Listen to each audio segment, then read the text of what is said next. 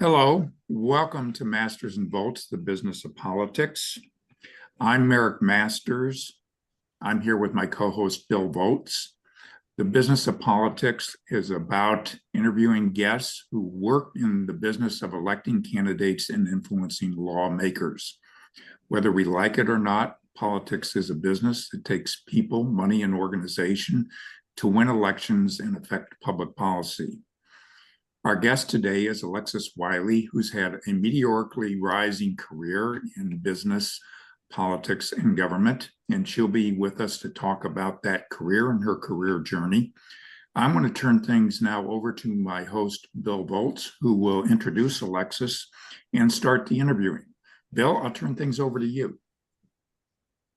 Thank you, Merrick. Today, our guest is Alexis Wiley, founder and principal of Moment Strategies, a Detroit firm specializing in public relations and issue advocacy. Alexis has a very distinguished career. Merrick and I, being academics, are impressed by her experience with Medill School of Journalism at Northwestern, but she is one of these people that I think deserves the title of the most powerful person you may not have heard of. A wonderful You're too generous.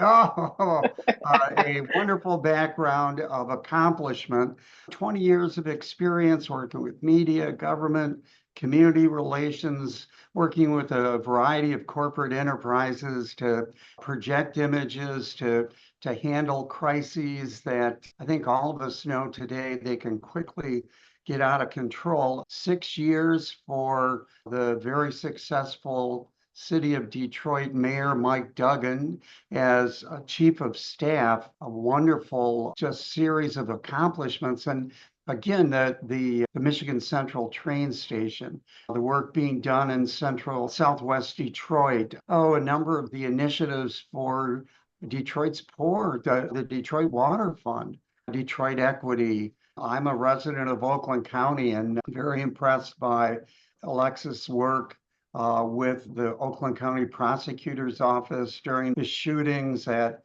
Oxford, the Oxford Strong response, which I think is brilliant and I think helped unite a community that was in a terrific crisis and didn't fuss with the legal case, kept the ongoing legal proceedings transparent. Well done on that for sure, Alexis. So if I might, welcome. Thank you. I'd like to jump into our first series of questions, and I'd like you to share with us just the personal journey that, I consider you still a young person, but what's a personal journey that's brought you to be the founder and principal of Moment Strategies? Yeah, thank you so much, Bill and Merrick, for really inviting me to be part of this podcast. And I think it's really cool that you're talking about these really critical issues at a very important time, right? So for me, I have always been really fascinated by people. And I always wanted to find ways to tell people stories. And when, I spent 10 years in journalism, really, and I view that time as getting to know people. I graduated from Northwestern, and after graduating, my first job was in Shreveport, Louisiana, at a small market. And I will, one thing that always stands out is I remember driving to work one day and looking across at the sign at the Taco Bell and seeing that paid more than what I was making as a start out reporter. So I think that kind of scored like my commitment to doing that work. And it was also tough moving all the way to Shreveport, being a native of Los Angeles. So big city to very small city. That ended up being a wonderful experience. And that really began my journey of learning what I think that a lot of people don't realize how much connects us more than what divides us. We focus so much on the division and not as much about just the things that are so common to what we as people, what we as Americans hope for ourselves, our communities, and our families, and our future. And that kind of became a base for me. And when I moved Shreveport to Columbus to Detroit, when I got to Detroit, I did 3.5 years at Fox 2. Great place to work. I still think journalism has a really important role in our democracy, in our just shaping the world and ensuring we have informed citizens. So I really loved that job.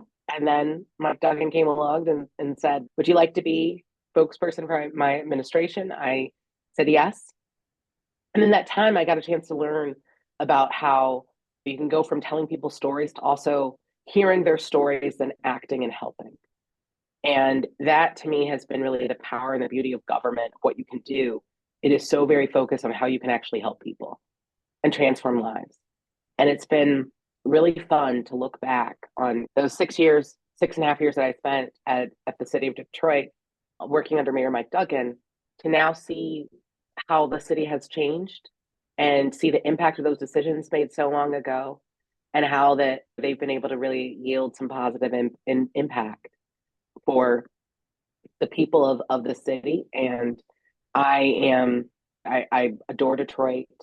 It's my home. My family is here, and I'm a Detroiter, and I believe that there's so much good on the horizon for us as a city. That's where it all started, though, with just a belief in the power of people and the importance that people need to be heard, and that if there is an opportunity to help someone, we should all take it. Very cool. Tell us a little bit about Moment Strategies and the kind of work you do. Tell us about your organization. Yes, I started Moment after I left the city. And really, the work we do is helping people communicate and organizations communicate their mission, their vision, while also navigating tough challenges that oftentimes they find themselves in, that can be a crisis or something where you are planning a major project and you want to figure out how to talk about it. That's what we do. It's funny, I have such a deep I have a deep base in political work, but the vast majority of our work is not necessarily political. It's really just helping organizations that are doing good work communicate their work, and also how you navigate challenges and make it to the other side of it. Make sure that you get your message out. That's really what we do. Merrick and I have a special interest in issue advocacy. Can you share with us a little bit about the work you've done for your clients on issue advocacy? I describe issue advocacy as really understanding an issue and helping your client communicate to the public about that, right? That's really where our focus is, communicating to the public. So what we do is we try to, I feel like oftentimes when we work with clients, they're so in on the project that they get super wonky in how they talk about things, and things that should be simple get really complicated. And our goal is to make everything simple for people to understand, so they know what you're trying to do and where you're trying to go. I think that right now it's more important than ever, when you consider that people have a very short attention span. You have to be able to make things simple for everybody. And they also want to understand the positive impact, the impact that you're going to make. And that's something that we really think about when we look at what we take on and the challenges that our clients are facing, and how we can make sure that we're connecting their work to the things that people care about most. You know what? That's very interesting. And I think it's a great insight, just to simplify, to make it as straightforward as possible.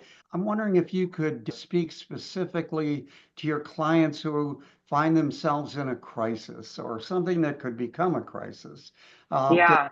Same simplification strategy. Do you find that at the core of your strategy there? I mean, I think if you can't explain with a simple answer, you're in trouble, because it's a way deeper issue that probably goes beyond our expertise. But I think when I find most issues can be answered simply, and I think also approached in a way that's also transparency, right? What people really want is that you're going to be transparent, you're going to be open, you're going to be honest about what's going on, and also make sure that if there is something where there was a mistake made, admit that a mistake's been made. I think we're all human. We all understand that. But we don't agree with is when people are being too cagey. And I feel like the answer is rarely ever no comment. That's rarely ever the right answer. There are instances where that is the right answer, right? If you don't know enough of the facts, you certainly don't want to say anything that's not accurate, right? So if you're not at a point where you can speak with accuracy and confidence in that accuracy, then no comment might be the posture that you take. But I think in most instances, it really is navigating the tough stuff and figuring out how you can actually talk about it in a way that, again, is easy to understand and is respectful of the trust that people place in you and your organization. Well, I'm wondering if you could share with us at this stage of your life some of the successes you're most proud of, maybe some of the disappointments, that challenges that in retrospect you think maybe I missed an opportunity there, but biggest successes, biggest disappointments.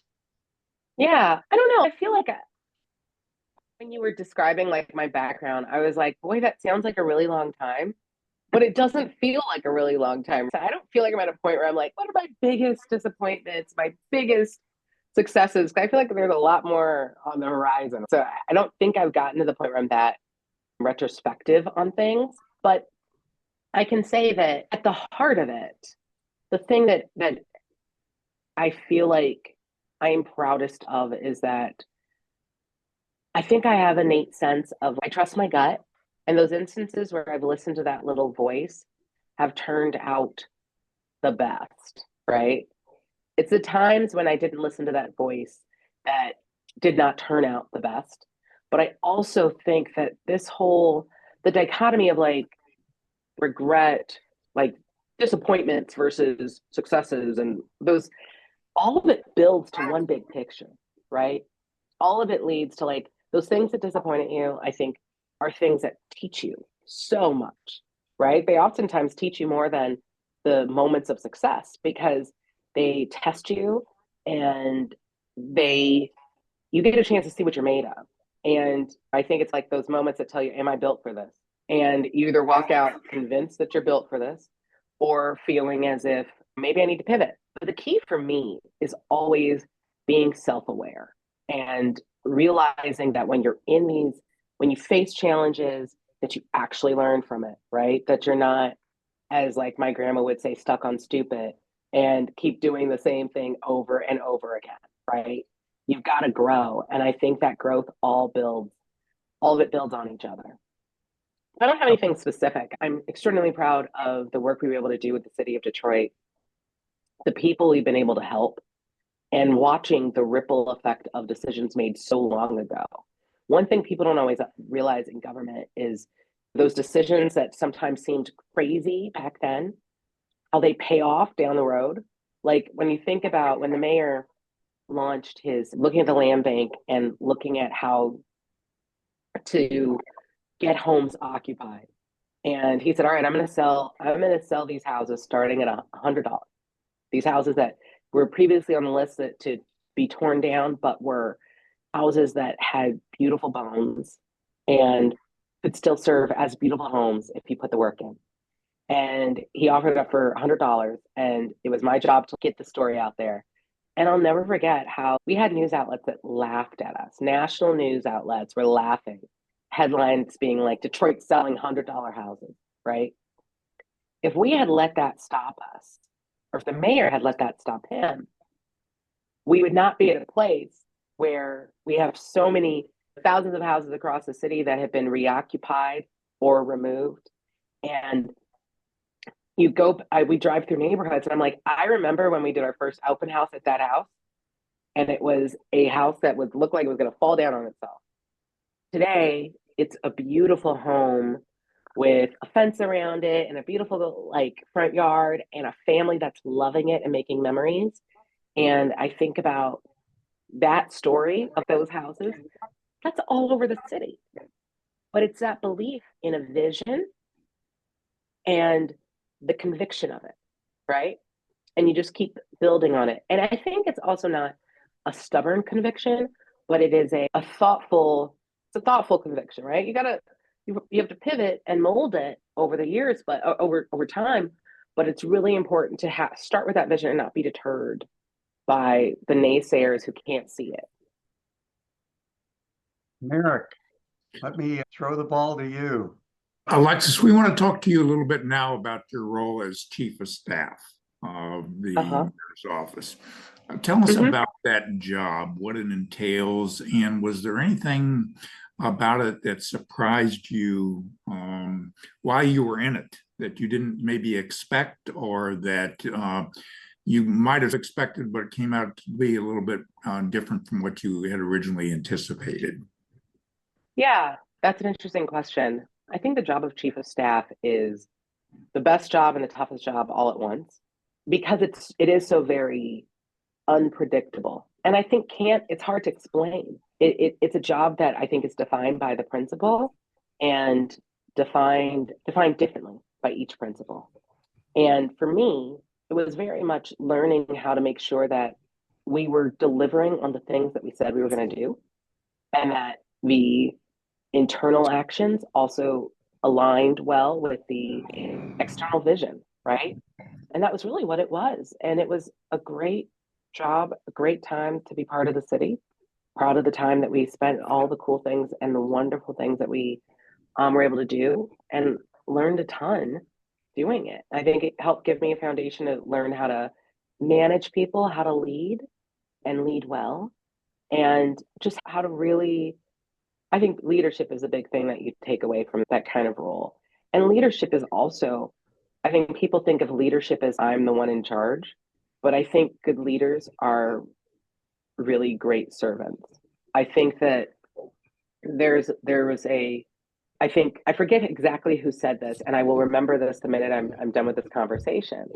But when I first got the job and I was learning what chief of staff role would be, what it was, I think it was, I forget his name. I want to say it was George Bush's, one of the Bush's chief of staff, who now does a lot of speaking. And I was at an event he spoke at, and he said, in the title chief of staff, it's the most important word. And that's the serving and the caring for the staff, and making sure that you are leading everyone, taking that vision and ensuring that you help empower the team to be as successful as they can be, and use their strengths and build confidence and not feel like you have to do everything yourself.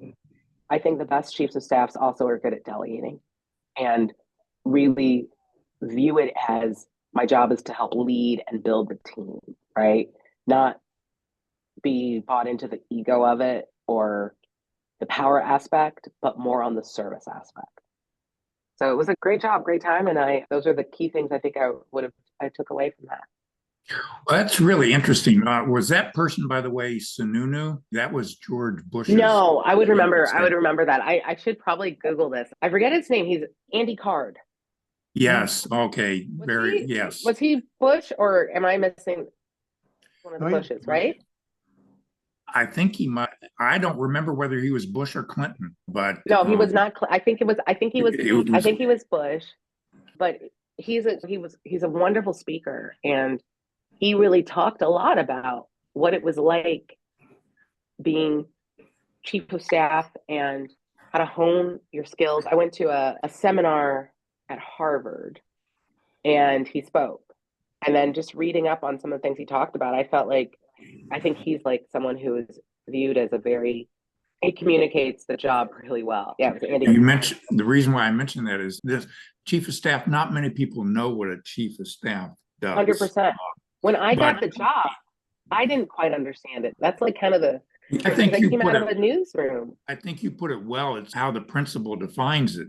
Yeah. And you've got to mesh with the principal, and 100%. You're a gatekeeper. And you also, but that also changes, because how much does your principal want to gatekeep? I don't think Mayor Duggan is not the kind of person who wants a really deep gatekeeper, right? He's somebody who is very much, he connects directly with people. He gets right into the problems. He finds the solutions himself, and you figure out the role you need to play issue by issue. Yeah, I think that kind of an open personality is maybe a lot easier to work with than somebody who doesn't really feel that comfortable getting to meet a whole lot of new people. But you get, and this is a question that I have to follow up on this, you get to meet a lot of people in your position as chief of staff. And I was just wondering, do you have any thoughts about, I'm certain you got to meet the leadership of Detroit and the emerging leadership of Detroit, those people who are going to be the future leaders. And I was just wondering if you have any thoughts about what you think about the future of Detroit based on what you've seen and whom the future might rest. Yeah, I have deep confidence and in the people who I think are coming up. It's funny, every time I say that, especially some of my reporter friends, they'll say, oh, I don't think there's a deep bench. I think there's this kind of, I think, erroneous belief that like post-Duggan, Detroit falls off a cliff. That's not going to happen. That's not going to happen. I think that the investments, the work that's been done, the culture of government, I think is so deep now that, and I think it's why, in fairness, I think the mayor's serving a 12-year term, 12 years as mayor was important. He couldn't have just done one. He needed to do 3. But now I do believe that there are people who are really good, smart, dedicated leaders who would be the great next generation of Detroit. I think there are a lot of people like that, and many of whom are currently in city government. I think city council has some great strength. We just have to give them a chance, and we have to make sure that the people we choose are going to be people who recognize that the work that's been done has been good work and want to build upon that. And don't want to come in and say, I'm going to blow it up just for the sake of blowing it up. That's really important because I think oftentimes people think because they don't see those leaders right now that they're not there, but they are. That's there. Right.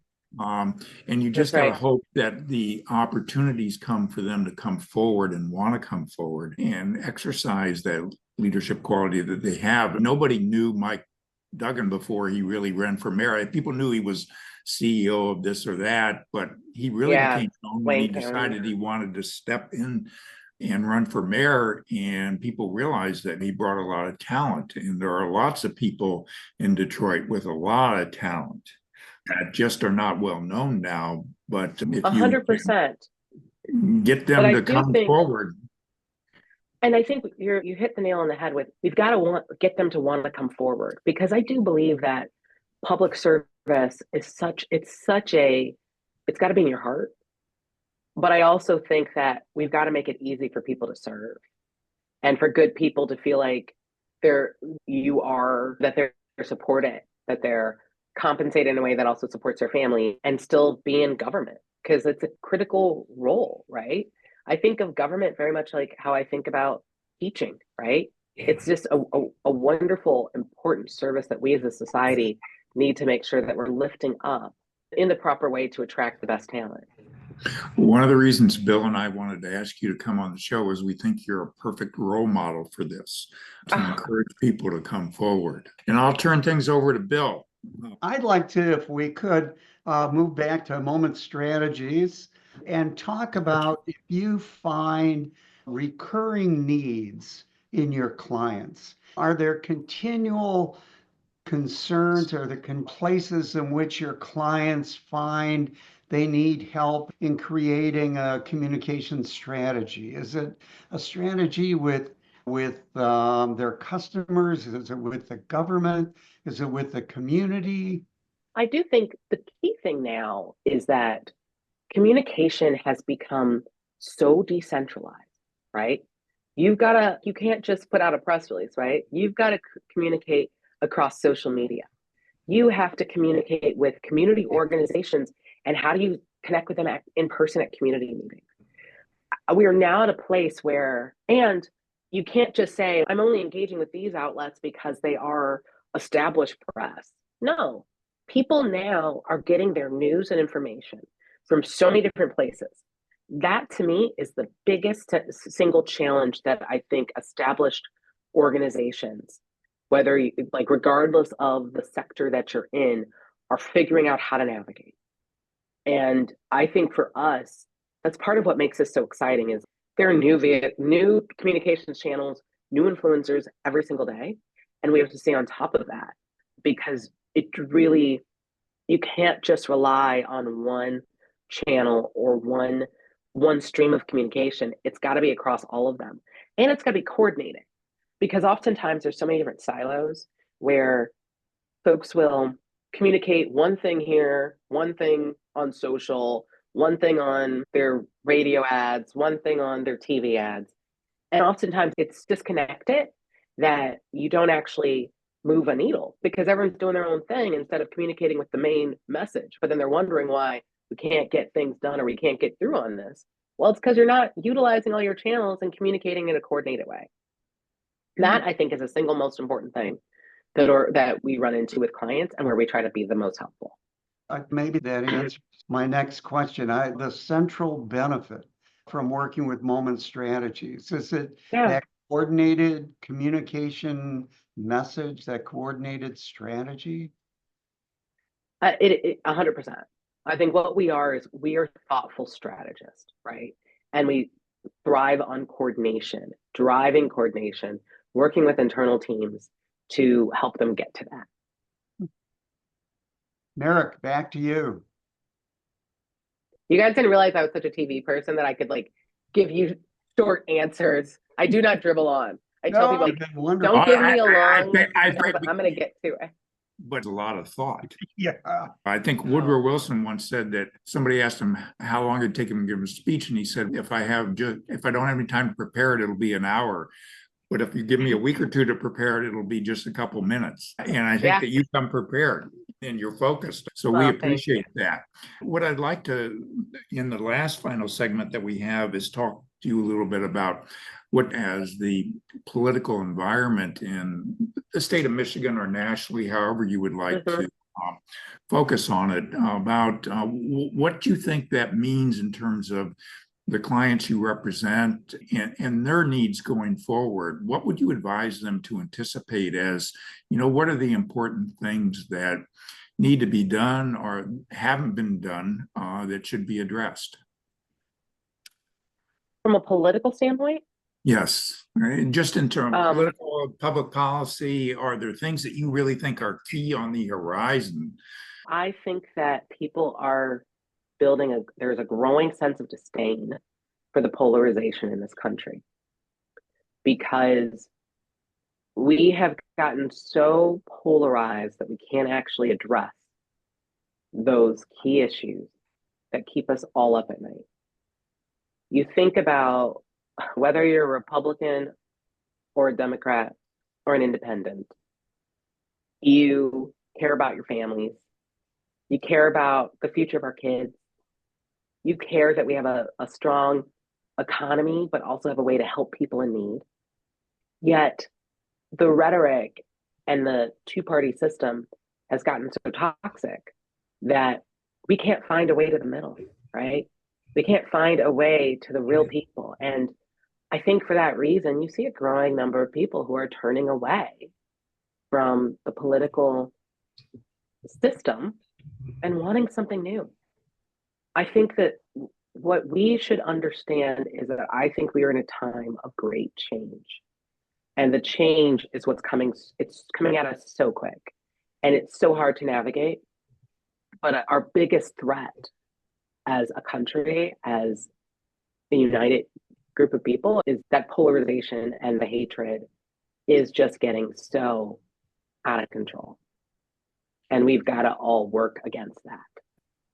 I think that's one of the things Bill and I hope our podcast in a small way can do, and why we come from different political perspectives but work together. And we wanted to do a podcast that realized that people may come from different political perspectives, but they bring the same skills and ability and types of knowledge, the picture. And if they could just sit down and find a way of communicating, we would be a lot better off. And that's one of the things we hope. And I'd ask to close on this and asking you, is there anything you want to tell us about your future or your career or some of the insights you'd like to offer to the audience?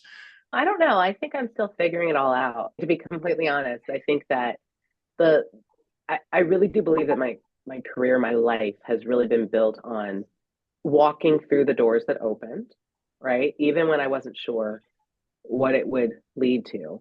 I have very much a deep faith. I'm very much devout on my Christian faith, and I really do trust that there is a bigger vision and a picture, and I try to just be mindful and hear it and hear that voice and let that guide me. So I really don't know what else is on the horizon. I think my hope is just to always be able to be helpful and do something good, right? I don't always feel like I have to be out in front. I don't always have to be the lead, but I do have to feel that I am helping to change things and that I can try to help make things better in my own little lane, in my own little part of the world, whether it's as small as making sure that I'm raising a good human and my daughter, or being a good wife, or being a good business owner. I just want to be like, I just want to be able to do something good and make a difference. That's it. Thank you very much. It's been an honor to have you on today, and I have a feeling that we'll be hearing a lot more from you and about you in the future. And Bill, I'll turn things over to you for your last word. Is there any chance that your grandmother is still with us? Stuck on stupid is wonderful. She had many good sayings, some that I probably won't even share here, many that I would not share here. But no, she's not with us anymore. But if there's somebody who I think between my mom, my sister, and I, she was such a powerful force for us because she was a no nonsense, get things done, work hard, complain little type of person. And she really raised us and encouraged us to be the same way, where we believe that nothing's handed to you and you got to work hard for everything that you want in your life. And I tell people, like, the thing that I always grew up with this belief that at the end of the day, you got to do the work, right? The work is more important than any shine, anything like that. Money, it all comes if you focus on the work. At least that's my feeling. I know it's not that way in every situation, but I found that in many, and most that I've faced, it's been that. No, it's been wonderful. Thank you so I much. appreciate that you're doing this and that you're having these important conversations. We need to have more of these where we come together with different perspectives, but we know that it takes all of us to try to actually get things done. That's our hope, and you've certainly helped us fulfill that today. So thank you so much for your appearance, and we look forward to talking with you again in the